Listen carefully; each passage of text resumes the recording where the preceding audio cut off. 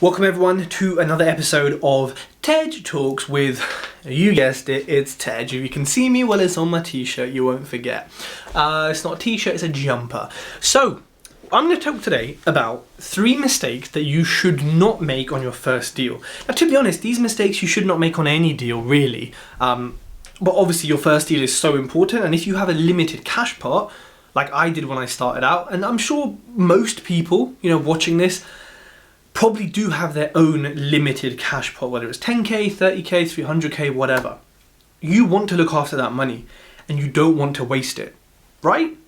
So for me, there's 3 key things. Now there's obviously, there's like 40 things that you should get right on your first deal. And I cover that in my e-learning, but I'm going to hit you with the 3 most important ones so that you can go back to your deal. You can go back to what you're doing if it is your first deal or any deal you're doing, and just double check, shit, am I doing what I should be doing here? Or have I maybe let the ball drop a little bit? Okay, so the first one is rushing in, not taking time, not taking knowledge, not taking care to do your DD, your due diligence on the deal. When it's your first deal, you go out there, you're fresh, you're excited, you're confident, you kind of know what you're doing to an extent. You put in all these offers, you speak to all these agents, they all get rejected. Which you know anyway, of course, right? Because you know what you're talking about. And then you keep doing this, and you keep doing this, and keep doing this. Now, there's going to be some deals, right, where you're going to be on your spreadsheet, and you're going to say, if I could just save $2,500 on the refurb, this would be an incredible deal. Okay, how are you going to save $2,500? That sounds like the price of a rewire to me, roughly. So, okay, you're just going to not do the electrics? Are you just not going to plaster the whole house? Are you going to not paint it? Maybe just do like a brown plastered effect, vintage.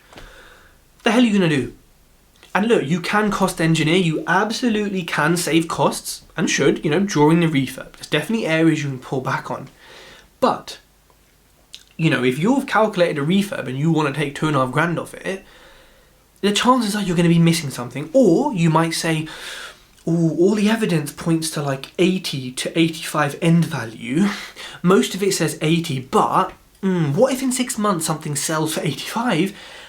So let me put the end value in as 85. What you're doing is you're meddling where you shouldn't be meddling, right? You are changing things that are not yours to change because the evidence points to 80, maybe 85, but we aren't doing things on best case because shit, when does it happen best case? It does happen. Happens even better than best case sometimes, but sometimes. Most of the time it happens conservatively, especially with dickhead valuers, truth, who come in and downvalue it and don't actually use evidence properly, etc., using various clauses to protect their insurance. Anywho, you look at your spreadsheet and there's various points which are variables, right? End value, refurb cost, purchase price. And you look at your legal fees and you look at them and think, oh yeah, I can get rid of that, I can half that, I can do this. When in reality, 1, you shouldn't, 2, you probably can't, and 3, you're making it too much of a best case, not, worst case or normal case. So do not try and make a deal work. Now look, there are exceptions. On your first deal, I always say, be happy to accept a lower return, right? Say for flips you want 20%, I would do 15. And here when I'm looking at local flips, higher value flips, I would look at 15. Oh, I won't get out of bed for less than 25. That's fine. But it's that first deal. It's getting in bed with that agent, right? It's having a case study that matches the area. It's about showing it to your investors. It's about getting on there, getting active and starting that snowball effect to grow. That doesn't mean you accept a 4% return though, right?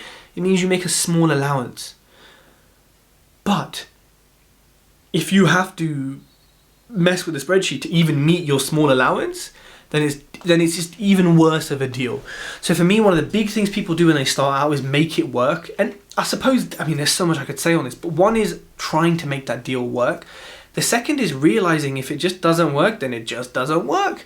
And there's nothing you can do about that, second thing I would say within that is not even understanding deal analysis on any sort of level that's going to help them and get them to where they should be.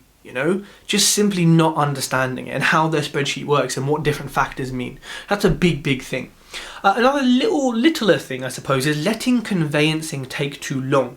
Conveyancing takes anywhere from, they say, 4 to 12 weeks. I think the average is 8 to 12. That's slow as hell. And actually, I think a lot of them take longer. I think a lot of them take 12 weeks plus.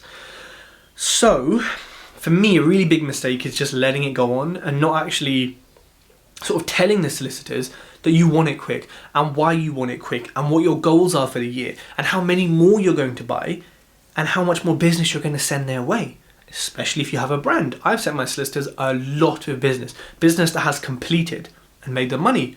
I don't care. That's fine. I get great service. I don't want anything else. Just do my shit quickly.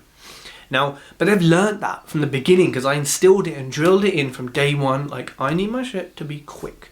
No messing around, none of that stuff. I need it to be quick.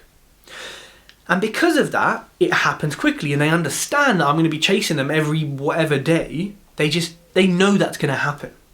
But they don't know that at the start with you because they don't know who you are or how you operate or what your vibe is or what you're going for here. So don't let it take too long. Push the agent to do their bleeding job. They don't get paid just to list it on Rightmove and get you. They get paid to progress that sale. So make sure they're doing it. Because you'll find the other solicitor won't listen to your solicitor. They'll just say, oh no, sorry, talk to the hand. But oh, agent, yeah, sure, what do you want to know? It's like, what's wrong with you? Always, solicitors, Mexican standoff. But no one pulls their pistol out. They just both stand there for hours and days and nothing happens. So that's the shit kind of standoff. You wouldn't see that in a cowboy film, would you? So get the agents to get involved and make sure that conveyancing is being pushed along and that you have filled in every form you need to, you've verified your ID, you've got proof of funds, you've got everything you need to before you even get to legals or as soon as you get into it. It's a priority, right? And ensure your solicitors are always chasing their side because, Lord, when it happens slowly, it's so slow. It's so painful. It's just so irritating.